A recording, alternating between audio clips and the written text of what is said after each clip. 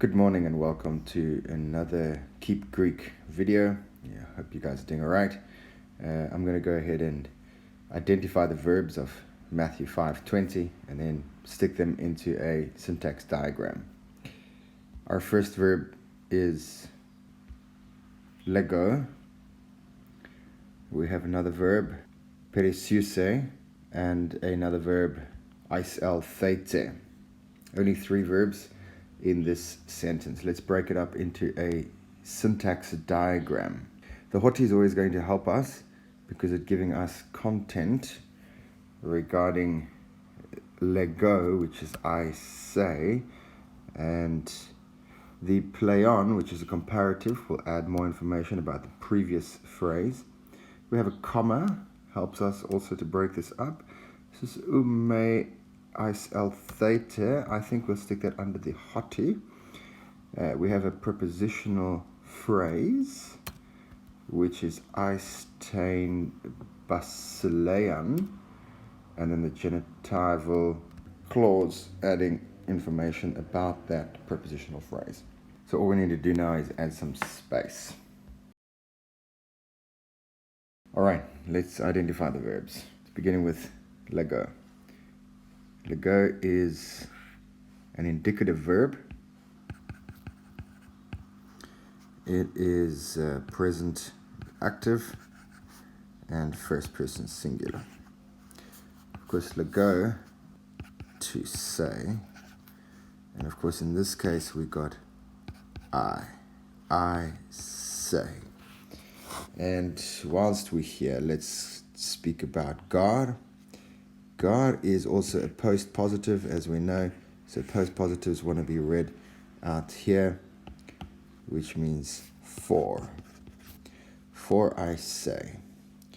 And then humin is dative plural of you, which, so the dative will give us the idea of two or four, but in this case, to you. I say to you. And we'll move on to our next phrase. Hoti an me perisiuse humon e dikai usene. This phrase, obviously beginning with hoti, and in this case it would have the meaning that. It could also mean because. And then we have ean. Ean is if, and it also works with a subjunctive. So we're looking for a subjunctive in this region, and I normally identify my subjunctives with a blue pen, and this indeed is a subjunctive. It is aorist and active, and it is third person singular, and we identify that singularity, of course, with the ending. Perisiuse. Perisuo means I exceed or excel, which really comes from to have abundance or more than enough. So we've got a lot going on here with this verb, but simply meaning to exceed. I would go with the exceeding. Humon, again, is a pronoun. This here is a pronoun meaning you or your, because it'll be your because we have the genitive plural, so this is a plural your. And then we have a noun.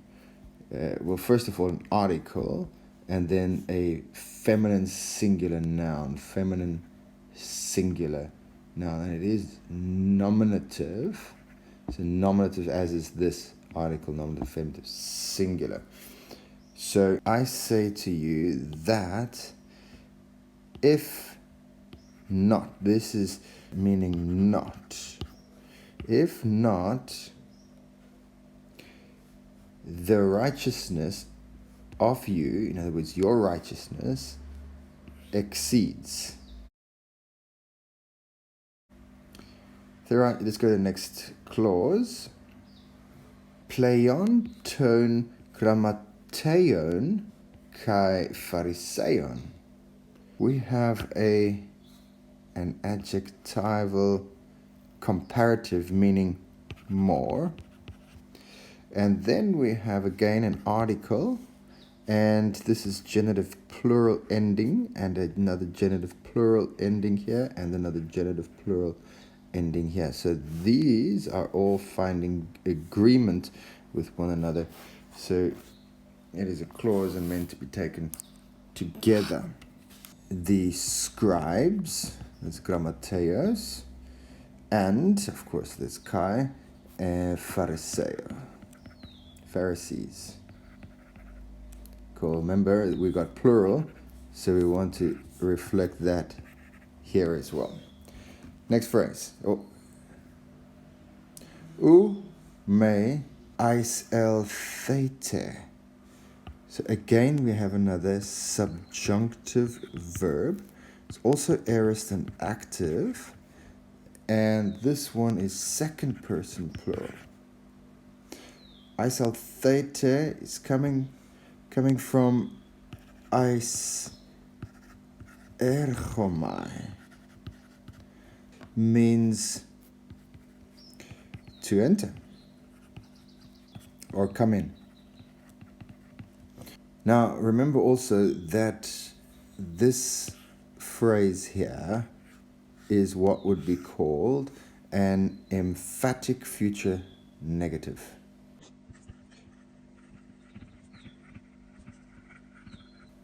We will also notice that normally may plus an aorist subjunctive is a prohibition or a subjunctive prohibition. But in this case, we have also the may. Sorry, not the may, the u. This u is what results in that. So we got the emphatic future, the subjunctive prohibition with an included may, u, ends up in a emphatic future negative. Will certainly not. There's the future will. Certainly not. Will certainly not enter or come in. Where? Let's continue our phrase. Our prepositional phrase is eis tein basileion, tone, again article genitive plural, uranon genitive plural, heaven. So this phrase also we have seen earlier on in verse number 19 above, and we can go back to that later, but it's obviously the topic that's been spoken about right here. Cool, let's go back to the top and see what we got. For I say, remember that's post positive, so for I say to you that if not or unless, this can also be translated unless the righteousness, here's our subject, unless the righteousness of you, your righteousness, unless it exceeds more, now this genitive, more than the scribes and the Pharisees. So it's a comparative genitive, more than the scribes and the the Pharisees. So if, here's our conditional clause, if not or unless, then this. U me eis thete. You, two-person plural, certainly emphatic, will not, emphatic future negative, enter into the kingdom of heaven. Cool. That's Keep Greek for this morning. Hope you have a great day. Cheers.